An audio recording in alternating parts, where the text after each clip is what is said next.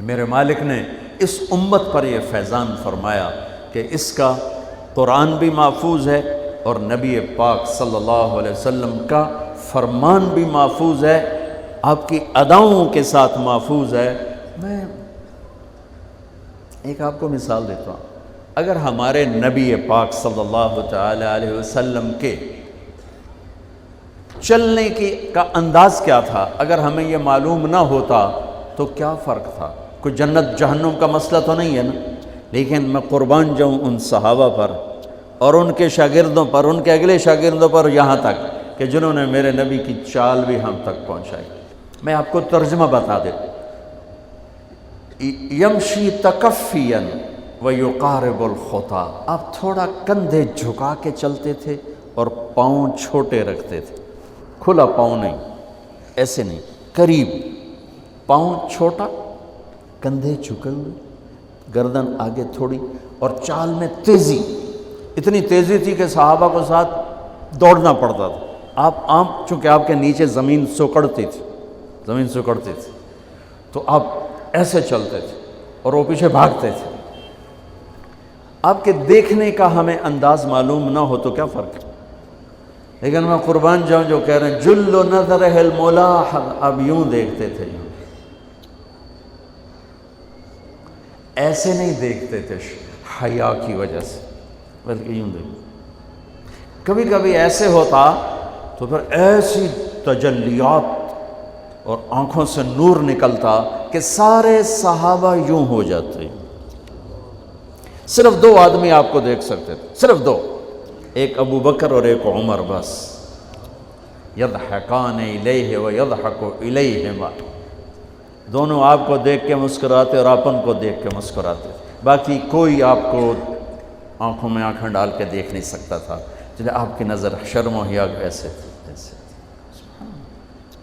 کوئی آپ کو ادھر سے بلاتا، مفتی حامد صاحب مجھے کہیں مولوی صاحب تو میں اتنا ہی کروں گا، اس تو میرے کول بھی نہیں ہمت، مولانا ارشاد صاحب کہیں جناب مولانا صاحب، اتنی میری طاقت ہے۔ لیکن جب میرے نبی کو دائیں سے کوئی بلاتا تھا یا رسول اللہ، تو اب یوں نہیں کرتے، اب یوں کرتے تھے، پورا مڑتے تھے اس کی طرف، پورا سینہ سے سینہ ملاتے تھے۔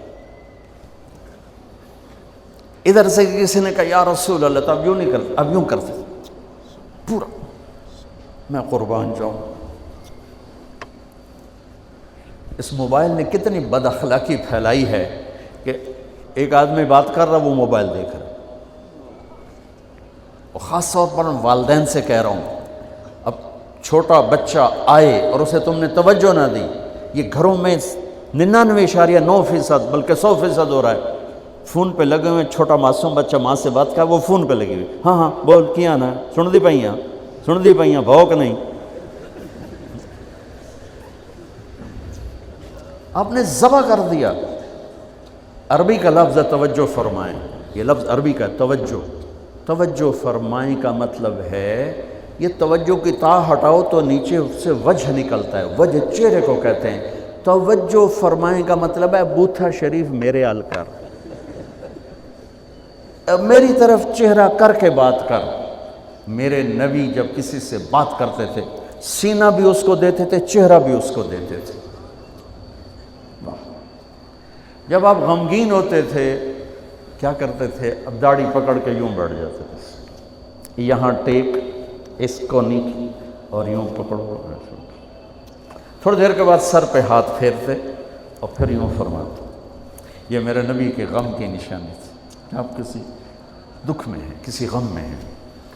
سبحان اللہ۔ جب آپ کسی کو بلاتے تھے تو ایسے نہیں کرتے تھے، ایسے کرتے تھے، پورے ہاتھ کے اشارے سے، ایسے انگلی اٹھانا عیب ہے، یوں کرتے تھے۔ جب آپ محفل میں بیٹھتے تھے تو چوکڑی مار کے بیٹھتے تھے، اتحیات صرف نماز میں آپ کی ہے، باقی آپ چوکڑی مار کے بیٹھتے تھے، اور پوری محفل میں ٹانگ نہیں پھیلاتے تھے، چاہے کتنی لمبی مجلس ہو جائے ٹانگ نہیں پھیلاتے تھے کبھی بھی۔ عزت دیتے تھے، سامعین جالسین کو احترام دیتے تھے، عزت دیتے تھے، اور دوران گفتگو آپ یوں کرتے رہتے تھے، یوں۔ یہ آپ کی بے ساختہ حرکت تھی، یہ ہتھیلی، یہ انگوٹھا، یہ ہر آدمی میں نا کوئی اس کی جسم کی غیر ارادی حرکت ہوتی. جیسے میں اپنے انگوٹھے کو یوں کرتا رہتا ہوں، یہ میری بچپن کی عادت ہے، مجھے پتہ بھی نہیں ہوتا میں انگوٹھا ایسے کر رہا ہوتا ہوں. تو میرے نبی کی بغیر ارادے کے ہاتھوں کی حرکت تھی. آپ دوران گفتگو یوں فرمایا کرتے، یا آپ کو اوپر کر کے دکھا رہا ہوں، ورنہ آپ یہاں ہاتھ ہوتے تھے اور آپ یوں فرماتے رہے. واہ کیا صحابہ تھے کہ ہر شے ہم تک پہنچا. سبحان اللہ. جب آپ غصے میں ہوتے تھے تو ہماری طرح کوئی وہ اظہار تو ہوتا نہیں تھا، پھٹ پڑے وہ بھی نہیں ہے، ڈانٹ ڈپٹ وہ بھی نہیں ہے. اس کو برداشت کیا ہے، اس کا رد عمل آیا ہے چہرے پر. کیا یہاں ایک رگ تھی جو غصے میں ابھر آتی تھی، وہ ایسے ایسے ایسے ایسے ایسے کرتے، بینہما عرق یدرہ الغضب، ٹک ٹک ٹک ٹک. تو اس سے اندازہ ہوتا تھا غصے میں کسی پر اظہار ناراضگی ہے تو ہم تو لان تان کرتے ہیں. آپ کیا کرتے تھے؟ ادھر سے ابو ہریرہ آ رہے ہیں، آپ ان پہ ناراض ہیں اور ان کو بتانا بھی چاہتے ہیں، اور یہ ناراضگی ان کی کسی تربیتی پہلو کی وجہ سے ہے. من انتصر لنفسہ لا یغضب لنفسہ ومن انتصر لہا.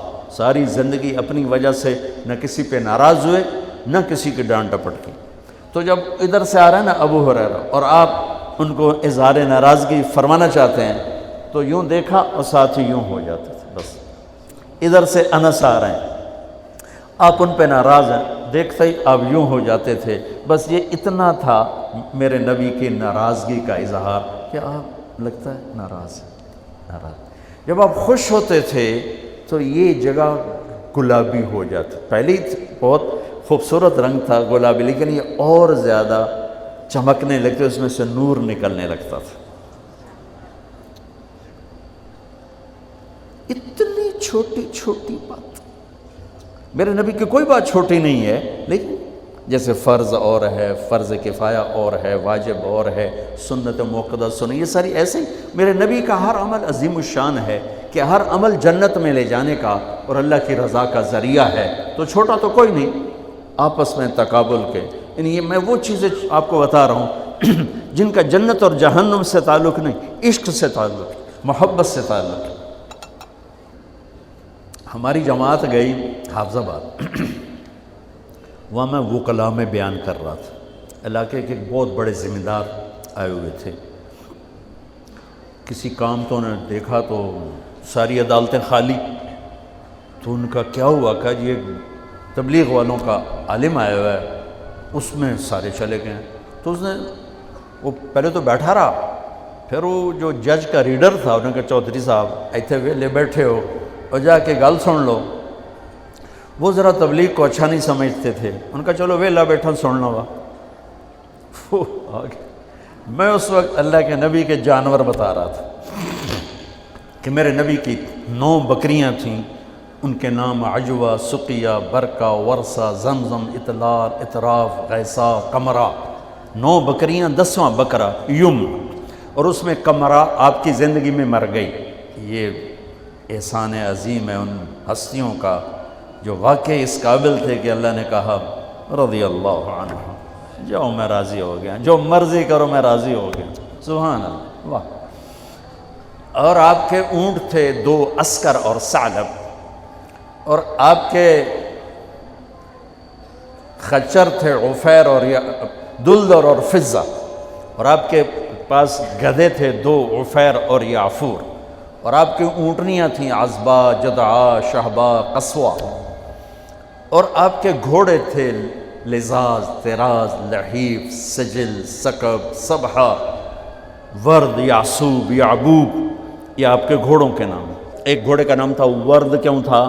جیسے گلاب کا پھول نمایاں نظر آتا ہے، وہ گھوڑا ایسا حسین تھا کہ گھوڑوں میں نمایاں نظر آتا تھا. صبحہ ایک گھوڑے کا نام تھا صبحہ.